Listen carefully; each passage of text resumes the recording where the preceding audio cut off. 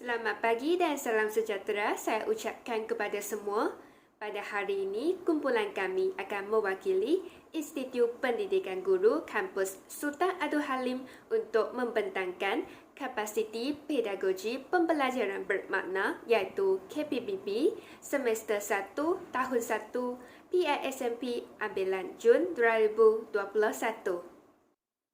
Nama saya Tan Li Fei akan bersama dua ahli pasukan yang lain dari Institut Pendidikan Guru Kampus Sultan Abdul Halim iaitu Nur Aisyah Nazira binti Nazri dan jurnalis Ana Leo untuk membentangkan idea KPBB pada kali ini.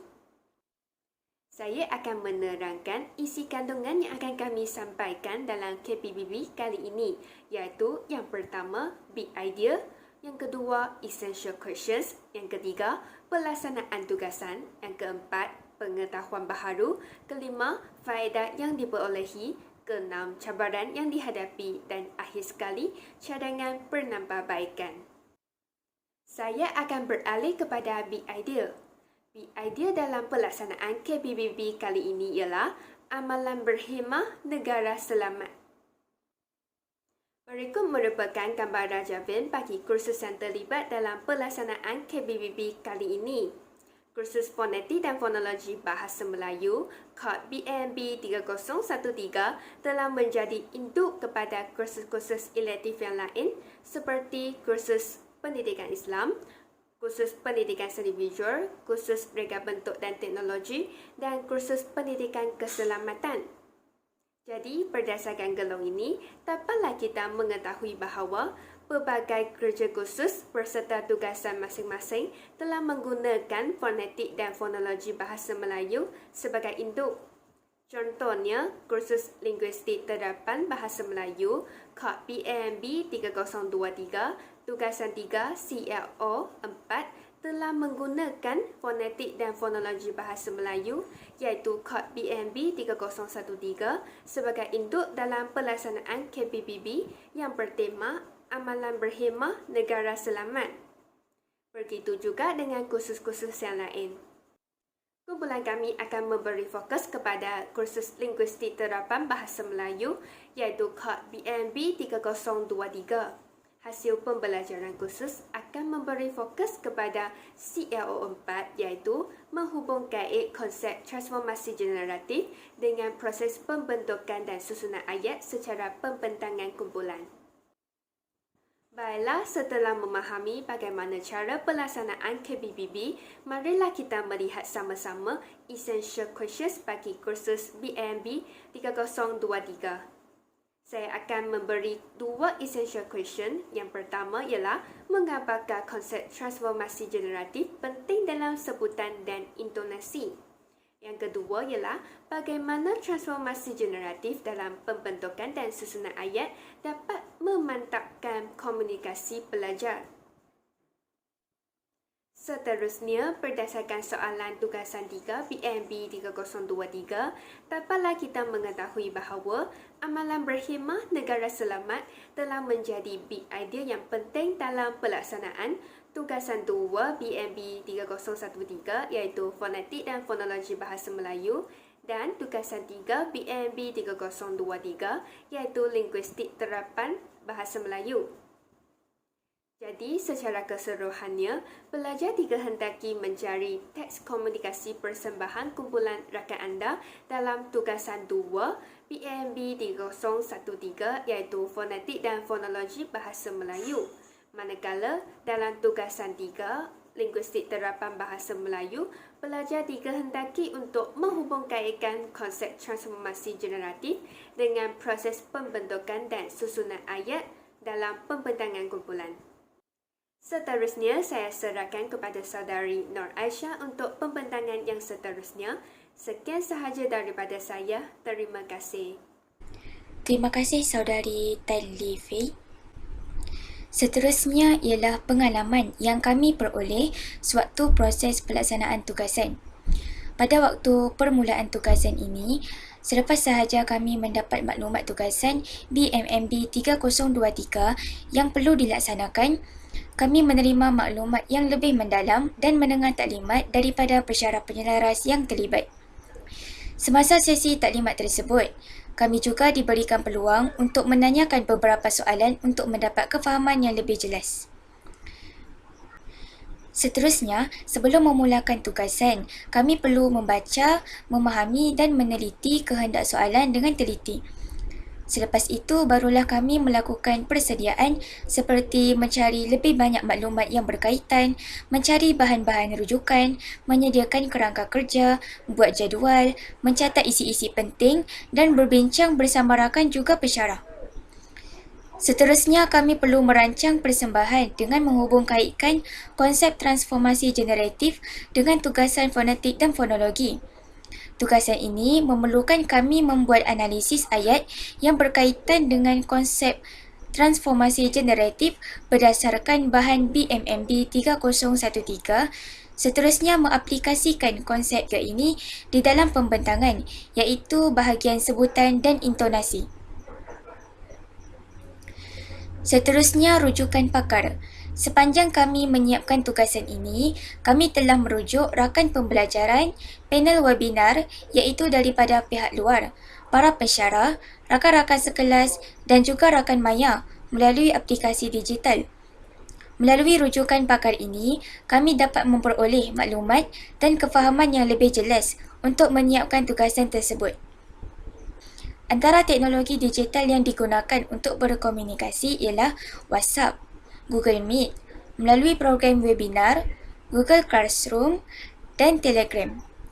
Kami juga menggunakan pelbagai aplikasi penyediaan kit seperti Canva, CapCut, YouTube dan Google Sites. Semua kit ini membantu dan memudahkan pelajar dalam menyediakan hasil tugasan dengan lebih kreatif seperti video pembentangan, skrip tugasan dan slide-slide pembentangan. Ini merupakan beberapa gambaran sewaktu proses pelaksanaan bermula.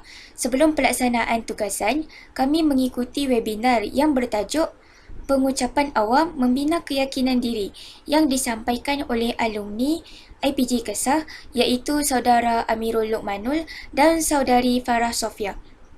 Program tersebut dijalankan dalam talian dengan menggunakan aplikasi Google Meet. Seterusnya, semasa melaksanakan tugasan, kami berbincang, bertanya soalan, berkongsi maklumat dan mendapatkan maklumat dengan menggunakan aplikasi WhatsApp, Telegram dan Google Classroom. Seterusnya, ini adalah antara bukti hasil kerja yang telah disediakan oleh kami. Ini adalah contoh skrip tugasan 2 BMMB 3013 yang dipinjam daripada ahli kumpulan lain untuk dianalisis.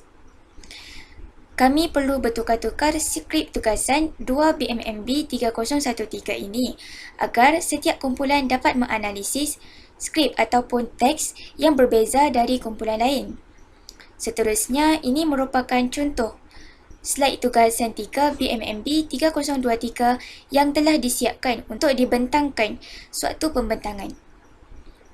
Seterusnya, ini adalah contoh rakaman tugasan 3 BMMB 3023 berdasarkan slide yang telah disediakan. Seterusnya, contoh-contoh pautan tugasan. Yang pertama ialah pautan slide tugasan BMMB 3023.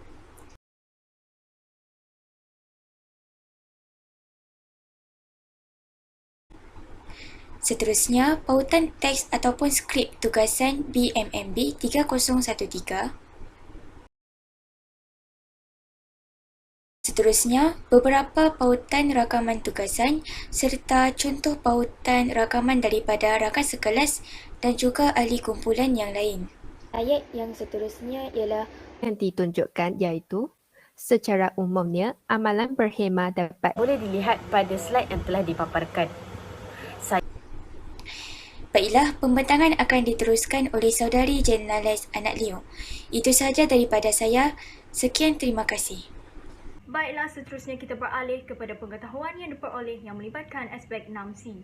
Yang pertama ialah aspek kreativiti. Hasilnya ialah pelajar memiliki kemahiran inquiry yang mantap, misalnya boleh meneroka dan memahami konsep big idea dengan tepat serta provokatif dalam mengenal pasti isu dari pelbagai perspektif. Selain dapat mengukuhkan kreativiti dengan mengaplikasikan penggunaan teknologi maklumat untuk menyelesaikan tugasan mereka. Seterusnya ialah melibatkan aspek communication atau komunikasi di mana pelajar dapat mewujudkan komunikasi yang berkesan antara satu sama lain untuk berbincang menggunakan pelbagai gaya dan mod serta alatan teknologi digital sambil memperbaiki kemahiran komunikasi mereka. Aspek seterusnya ialah melibatkan citizenship atau kewarganegaraan di mana pelajar secara tidak langsung dapat mempertimbangkan isu-isu global berdasarkan pemahaman yang mendalam tentang nilai-nilai dan pandangan dunia yang pelbagai serta menggunakan minat dan keupayaan untuk menyelesaikan masalah atau kehendak soalan yang rumit.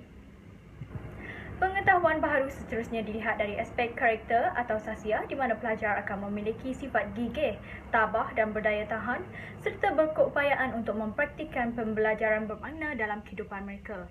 Hal ini kerana seorang yang pandai akan bijak membawa diri dalam kehidupan yang mencabar.